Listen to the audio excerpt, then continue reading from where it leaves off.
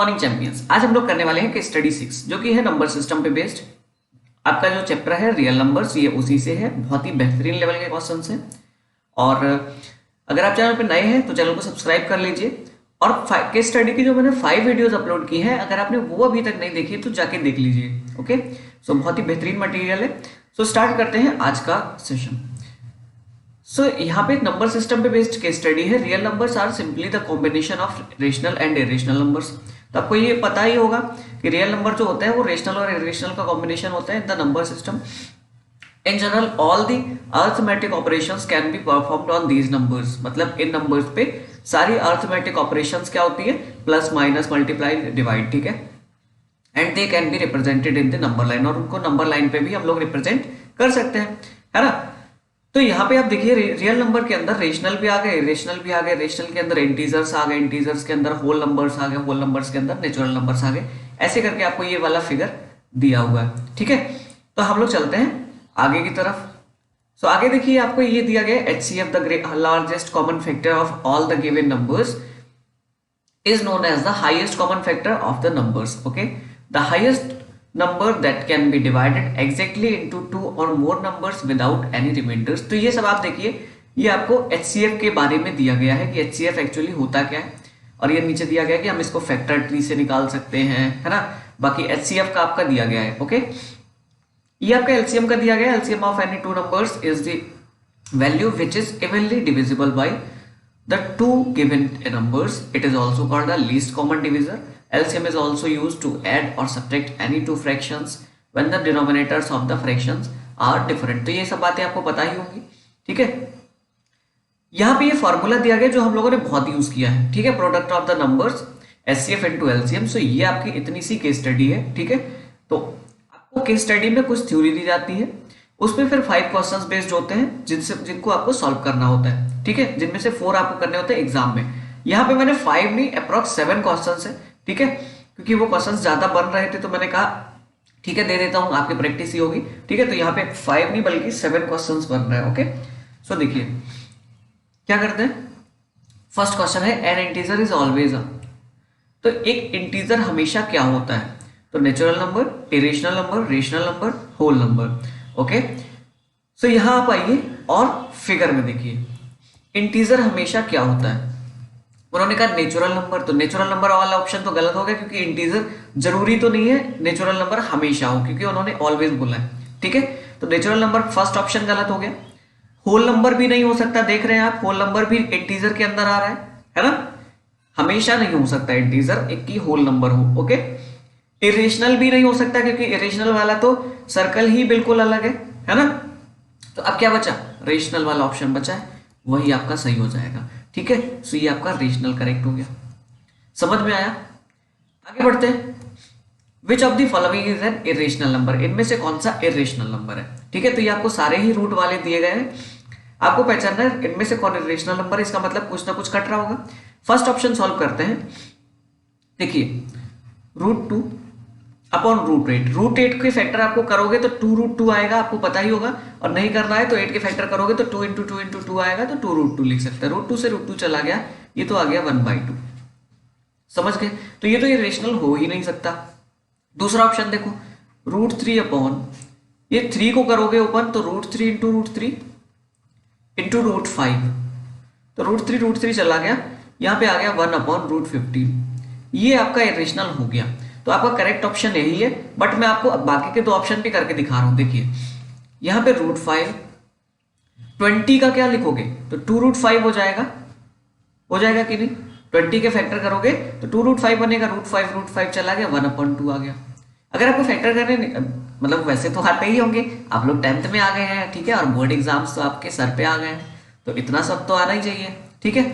फिर भी बता देता हूं। तो 2 × 10 = 20, 2 × 5 = 10, है ना।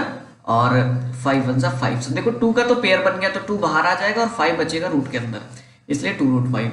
√63 को देखो तो √63 को लिख सकते हो √7 × √9 डिवाइडेड बाय √7। √7 चला गया, √9 की वैल्यू आपको पता है 3 होती है। तो ये दो बाकी के 3 ऑप्शंस आपके रीजनल है, ठीक है। और ये सेकंड ऑप्शन आपका इरेशनल हो गया। सो ये 2 क्वेश्चंस हम लोगों ने कर लिए। ओके, आगे देखिए the decimal expansion of the rational number 14,587 divided by 1250 will terminate after. तो ये नंबर कितने डिजिट्स के बाद टर्मिनेट होगा? ओके, तो देखिए यहां पे हम लोग क्या कर सकते हैं, 1250 के जरा फैक्टर्स बना दो, समझ गए? देखिए कैसे, 2 से कट करोगे तो 2 6 12, 2 2 4, 2 5 10। अब ये 5 से जाएगा, ठीक है, सो ये 125 टाइम्स चला जाएगा, 5 1 5, 12 5 2 10 एंड 5 1 सॉरी 5 5 25। 5 से अगेन कट करोगे तो यहाँ पे 25 आ जाएगा, 5 से अगेन कट करोगे तो यहाँ पे 5 आ जाएगा, ठीक है, 5 से अगेन, सो यहाँ पे 1 आ गया।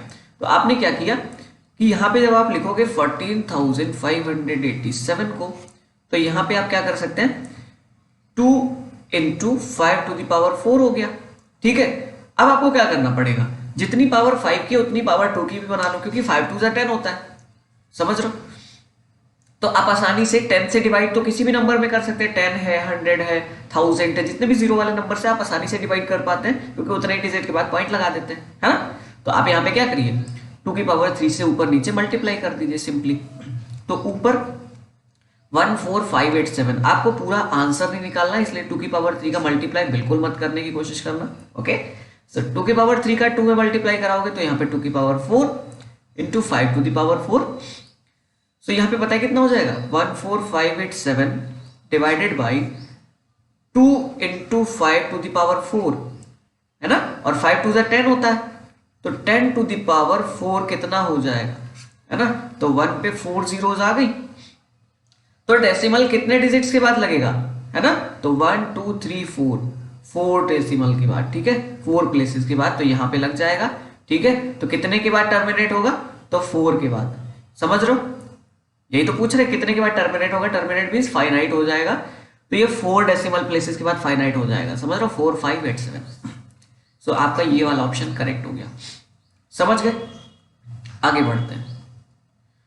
For some integer q every odd integer is of the form, हर इंटीजर q के लिए अगर ऑड इंटीजर बनाना है तो वो किस तरीके से दिखेगा, ठीक है। तो q की वैल्यू अगर मैंने 2 ले ली, ठीक है, फर्स्ट ऑप्शन तो इसलिए नहीं हो सकता क्योंकि q की वैल्यू कुछ भी लोगे, ठीक है, जरूरी नहीं वो ऑड हो, क्योंकि आप 2 भी ले सकते हैं, 3 भी ले सकते हैं, 4 भी ले सकते हैं, तो 2 और 4 तो इवन है ना। q + 1 इसलिए गलत हो जाएगा क्योंकि आपने q की वैल्यू 3 ले ली, तो q + 1 तो 3 + 1 दैट इज 4 हो गया, ये तो इवन आ गया, जबकि आपको ऑड ही चाहिए। 2q आपने मान लो अगेन 3 ले लो, तो 3 और 2q है तो 2 × 3 दैट इज 6, ये भी इवन हो गया, समझे। लेकिन 2q + 1 है, इसमें आप कोई भी नंबर रख के देख लो, चाहे इवन चाहे ऑड, q की जगह पे, तो q की जगह पे सबसे पहले इवन नंबर की जगह पे 2 रख रहे हैं, ठीक है। तो 2 × 2 + 1 दैट इज 2 2 4 1 5, और 3 रख के देख लो, अगर ऑड रख के देख लो तो 3 2 6 + 1 7। सो इस नंबर में कुछ भी रखोगे हमेशा ऑड नंबर ही आपको मिलेगा। सो ये वाला ऑप्शन आपका करेक्ट हो गया। क्वेश्चंस का लेवल अच्छा लग रहा हो तो वीडियो को लाइक जरूर कर दीजिए, ठीक है। आगे चलते हैं। 3 bulbs red green and yellow flash eight interval of 80 seconds 90 seconds and 110 seconds, okay. तो 3 बल्ब है, रेड ग्रीन और येलो, और वो इतने इतने सेकेंड्स के बाद ब्लिंक करते हैं, ठीक है, उनमें फ्लैश होती है, ठीक है। एक में 80 सेकेंड्स के बाद फ्लैश जलती है, मतलब लाइट जलती है ना, और एक में 90 सेकेंड्स के बाद, एक में 110 सेकेंड्स के बाद लाइट जलती है, ठीक है। All three flash together at 8 AM, 8 बजे वो एक साथ जले थे, जब वो एक साथ जले थे, और फिर उनका डिफरेंट टाइम पीरियड है ना, कोई 80 सेकेंड कोई 90 सेकेंड, तो अलग अलग टाइम पे जलते हैं। 8 बजे वो साथ में जले थे। At what time will the 3 bulbs flash together again, कब वो अगेन दोबारा साथ में जलेंगे, ये आपको बताना है ना। जब भी ऐसा क्वेश्चन आए, एक ये वाला क्वेश्चन और एक आपका बेल वाला क्वेश्चन आता है, ठीक है, 3 bells rings at different intervals, ऐसे करके एक क्वेश्चन था जो शायद आपके सैंपल पेपर्स में भी था, है ना। तो इस टाइप के जो क्वेश्चंस है इनमें आपको एलसीएम लेना होता है ना। देखिए कैसे, तो मैं 80 90 एंड 110 का एलसीएम लूंगा। सो यहां पे 2 से कट करोगे, सो 2 4 8 0, 2 से कट करोगे तो यहाँ पे 45 आ जाएगा, 2 से कट करोगे तो यहाँ पे 55 आ जाएगा, 2 से अगेन कट करोगे तो यहाँ पे 20 बन जाएगा, यहाँ पे 45, यहाँ 55, 2 से कट करोगे तो यहाँ पे 10 आ जाएगा, यहाँ 45, यहाँ 55, अगेन 2 से जाओगे तो यहाँ पे 5, यहाँ पे 45, यहाँ पे 55, 3 से कट कर दो तो यहाँ पे 5, यहाँ पे 15 आ जाएगा, है ना, यहाँ पे 55, अगेन 3 से कट करोगे तो 5, 3 5 जा 50 एंड 55, ठीक है। 5 से कट कर दोगे सो 1 1 एंड 11, एंड 11 से कट करोगे तो 1 1 दैट्स इट। ओके, सो इनका मल्टीप्लाई कर दोगे, 2 2 जा 4, 4 2 जा 8, 8 2 जा 16, 16 3 जा 48, 48 3 जा, देखो यहाँ पे कर लो, ठीक है, 48 इंटू 3 करोगे तो 8 3 8 जा 24, 3 4 जा 12 एंड 2 कितना होता है 40, ठीक है। एंड इसमें 5 का मल्टीप्लाई कर दोगे, सो 5 4 जा 20, 5 4 जा 20 एंड 2 कितना होता है 22, 5 1 जा 5 एंड 2 7, 720, एंड इसमें 11 का मल्टीप्लाई करोगे। 11 का मल्टीप्लाई की एक बढ़िया सी ट्रिक बता दो, ठीक है, मतलब वैसे तो आप कर ही लेंगे बट यहाँ पे देख लो, थोड़ा सा फनी लगेगा, अच्छा लगेगा। 0 0 प्लस 2 कितना हुआ 2, 2 प्लस 7 9, एंड बचा क्या 7 बचा लास्ट में, ये लिख दो, दैट्स आंसर। मतलब आप यूनिट डिजिट लिख लो, फिर यूनिट के बाद जो डिजिट है उनको प्लस करके लिखते जाओ, 2 2 का प्लस करके लिखते जाओ, और लास्ट में जो डिजिट बचे उसको लिख दो। सो 7920 आया है, ठीक है। अब आपको क्या करना है, ये इतने सेकंड्स आ गए, ये इनका एलसीएम आ गया, इतने सेकंड्स के बाद वो एक साथ ब्लिंक करेंगे, एक साथ जलेंगे, तो आपको मिनट में इसको कन्वर्ट करना पड़ेगा। तो 7920 में डिवाइड कर दोगे 60 का, तो 6 से कट करोगे तो 6 1 जा 6, 6 3 जा 18, है ना, एंड 6 2 जा 12। सो 132 मिनट्स के बाद ये एक साथ जलेंगे, है ना, 132 मिनट्स के बाद एक साथ जलेंगे। अब आप बताइए 132 मिनट्स, एक आवर में कितने मिनट्स होते हैं 60 मिनट्स। सो यानी कि यहाँ पे एक तो 2 आवर्स बन जाएंगे, क्योंकि 120 मिनट्स के तो 2 आवर्स हो गए, और बचा कितना 12 मिनट्स। चाहो तो आप 60 से अगेन डिवाइड कर लो, ठीक है। तो 2 आवर्स 12 मिनट्स बचा, यानी कि 8 बजे वो जले थे, 2 आवर्स यानी कि 10 बजे, और 12 मिनट्स यानी 10:12 पे आपका आंसर आ गया। डन, मजा आया क्वेश्चंस में, क्वेश्चंस का लेवल अच्छा लग रहा है ना। देखिए एफ पार्ट है, आपको मैंने बताया था 5 क्वेश्चंस वैसे आपके हो चुके हैं, बट यहाँ पे हम लोग 7 क्वेश्चंस करने वाले हैं, क्योंकि 2 क्वेश्चन मुझे अच्छे लग रहे थे तो मैंने वो भी डाल दिए, ठीक है। देखिए the product of a non zero rational and an irrational number is, कोई भी 2 नॉन जीरो रेशनल और इरेशनल नंबर है, एक नंबर रेशनल है एक इरेशनल है, और उनका अगर प्रोडक्ट करें तो वो कैसा आएगा। तो एक मैं रेशनल नंबर ले लेता हूं, है ना, रेशनल नंबर मैंने ले लिया मान लो 5, और इरेशनल नंबर मैंने ले लिया √3। इनका कभी भी प्रोडक्ट करोगे कितना आएगा 5√3 आएगा कि नहीं, और ये हमेशा क्या है इरेशनल, तो ऑलवेज सॉरी ऑलवेज इरेशनल, ठीक है। ये वाला ऑप्शन नहीं होगा, मैं इसको हटा देता हूँ, नहीं तो आप कंफ्यूज हो जाओगे बहुत ही ज्यादा वाले, है ना। सो आपको कंफ्यूज बिल्कुल मत नहीं होना है, ठीक है, टेंशन नहीं लेनी। आगे चलते हैं, आगे देखिए जी पार्ट। सो यहाँ पे आपको एक क्वेश्चन दिया गया है, a worker needs to pack 350 kg of rice and 150 kg of wheat. एक वर्कर है जिसको 350 kg rice and 150 kg wheat pack करना है बैग में, ठीक है, such that each bag weight same, और हर बैग का वेट सेम रहे, समझ रहे हो।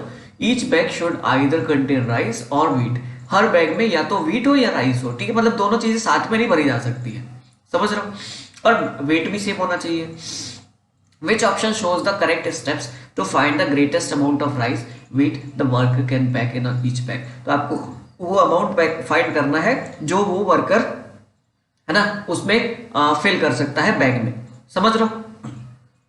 कैसे पता करेंगे, देखिए आपको ये कुछ स्टेप्स दिए गए, आपको बस ये बताना है कि कौन सा करेक्ट है, आपको क्वेश्चन लगा हुआ है, ठीक है, आपको बताना है कि कौन सा करेक्ट लगा है, ठीक है। फर्स्ट आपने देखा, अच्छा एक मिनट रुको, देखो 150 और 350 हैं दो नंबर्स, आप कैसे फाइंड करते थे 150 और ऐसे क्वेश्चन में आपको पता है एचसीएफ फाइंड करना होता है। तो 152 जा यहाँ पे 300 कर दोगे, यहाँ पे 50 बचेगा, 150 में डिवाइड करोगे 3 जाएगा, है ना, 150 0। तो यानी कि 150 इंटू 2 होना चाहिए, है ना। सो यहाँ पे देखिए, सो 350 है ना इक्वल्स टू 2 150 प्लस 50, ठीक है। तो 150 इंटू 2 कितना हो जाएगा 300 प्लस 50, तो ये 350 बन गया, सही है। और यहाँ पे 3 इंटू 50 150, ये भी सही है ना। तो आपका ग्रेटेस्ट अमाउंट 50 kg निकल के आ रहा है, ये भी सही है। बाकी ऑप्शन जरा चेक करते हैं। वैसे आपका फर्स्ट ऑप्शन करेक्ट हो गया, समझ रहे हो। सेकंड ऑप्शन जरा देखो, यहां पे ये तो ठीक है 350 बन रहा है, 150 इंटू 2 प्लस 50, बट यहाँ देखो 50 इंटू 2 दैट इज 100 बन रहा है, और यहाँ पे 150 के इक्वल कैसे हो सकता है 100, है ना। तो ये वाला आपका रॉन्ग हो गया। यहाँ पे देखो 150 इक्वल्स टू 150 प्लस 50, यहाँ पे बाकी स्टेप्स तो सेम है ना, बाकी दो स्टेप्स तो सेम है। थर्ड स्टेप जो है ग्रेटेस्ट अमाउंट वो 150 kg दे रहा है ना। तो ऐसा कैसे हो सकता है ना। तो 150 kg नहीं होगा, आपका 50 ही आंसर होगा। यहाँ पे हमने निकाला भी था, जो लास्ट में ये देखो डिवाइड कर रहा है ना 50, तो ये यही आपका ग्रेटेस्ट अमाउंट होगा, यही आपका HCF होता है ना। तो यहाँ पे देखिए ये वाला, इसमें स्टेप 1 है ना 350, ये वाला भी सही आ रहा है, ये वाला भी देखो, दोनों सब एक जैसे ही है, बस थोड़ा सा कहीं ना कहीं थोड़ा सा डिफरेंस दे दिया। जैसे यहाँ भी देखो 150 kg है ना, यहाँ पे 50 इंटू 2 यहीं पे गलत हो गया, यहाँ पे 100 kg आ रहा है। तो आपको सही ऑप्शन तक पहुंचना होता है, समझ गए। तो इस तरीके की केस स्टडी वीडियोस मैं ला रहा हूँ, है ना, और आपको मिलती भी रहेंगी आगे तक। ओके, सो आप बस इनको बढ़िया से वॉच कीजिए और प्रैक्टिस कीजिए। अच्छे खासे क्वेश्चंस हैं, मैं ढूंढ ढूंढ के लाता हूँ, है ना, तो मेहनत लगती है। तो आप अच्छा बस लाइक करते जाइए, ठीक है, और अपने फ्रेंड्स तक शेयर जरूर कर दिया करिए। और बहुत ही अच्छा अभी इसके अलावा भी, केस स्टडी के अलावा भी बहुत कुछ प्रिपेयर हो रहा है, ठीक है। सो वो भी आपको बहुत ही जल्दी मिलने लगेगा, समझ रहे हो। सो बहुत कुछ आने वाला है, बस थोड़ा सा वेट कीजिए, ठीक है। आपके एग्जाम्स आने वाले हैं, तो उसके लिए मैं भी बहुत ही जोर शोर से तैयारियां लगा दी है, ठीक है। कोई भी दिक्कत, कोई भी कमी नहीं होगी आपकी प्रिपरेशन में, समझ रहे हो। जितना भी आपको रिक्वायरमेंट है उतना यहाँ से आपको मिल जाएगा, मैं प्रोवाइड कराऊंगा। ओके, ये प्रॉमिस है। सो बस स्टडी कीजिए, बढ़िया पढ़ते रहिए, फोड़ते रहिए, और तब तक के लिए good bye and take care.